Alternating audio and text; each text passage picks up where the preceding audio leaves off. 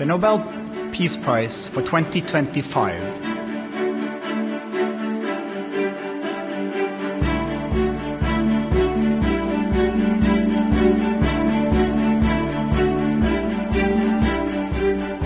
Penghargaan bergengsi hadiah Nobel atau The Nobel Prize digelar sejak Senin 6 Oktober hingga Senin 13 Oktober 2025. Anugerah ini sangat prestisius di kalangan tokoh global.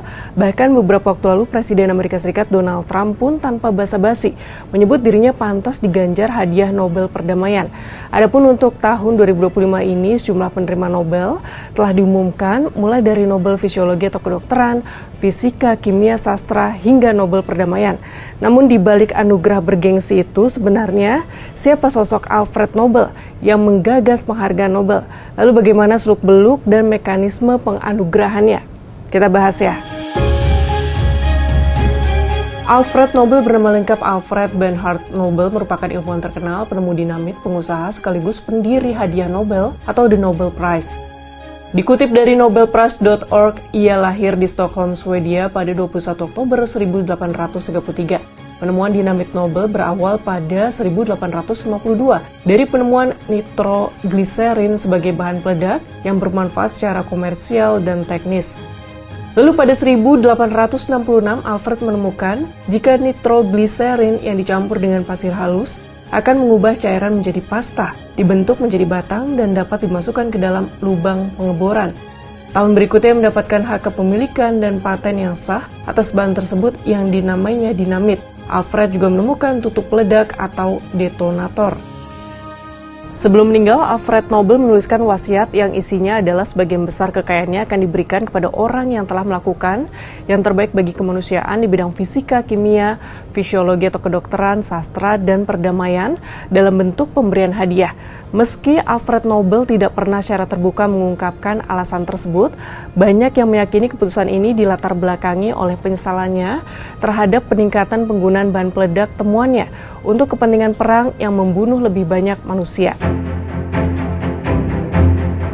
Dikutip dari biografi.com, ia meninggalkan 31.222.000 kroner Swedia atau setara dengan 250 juta dolar AS untuk mendanai hadiah Nobel. Alhasil pada 1901 penghargaan Nobel pertama dalam bidang fisika, kimia, fisiologi atau kedokteran dan sastra pertama kali diberikan di Stockholm, Swedia, dan penghargaan Nobel Perdamaian di Oslo, Norwegia. Tahun ini penerima hadiah Nobel menerima 19,4 miliar rupiah untuk setiap kategori. Pertanyaan selanjutnya, bagaimana panitia Nobel menyeleksi dan memilih penerima hadiah Nobel? Secara umum, mekanisme pemilihan peraih hadiah Nobel melibatkan nominasi tertutup oleh individu yang memenuhi syarat, jadi bukan diri sendiri yang mengajukan menjadi nominasi. Penyaringan dan pengambilan keputusan membutuhkan waktu 8 bulan dan tidak hanya melibatkan Komite Nobel Norwegia yang beranggotakan 5 orang sekretaris, tetapi juga sekelompok penasihat Norwegia dan penasihat internasional yang memiliki pengalaman profesional dan keahlian akademis. Mereka bertugas membuat laporan awal terkait para kandidat yang biasanya siap dipilih pada akhir April.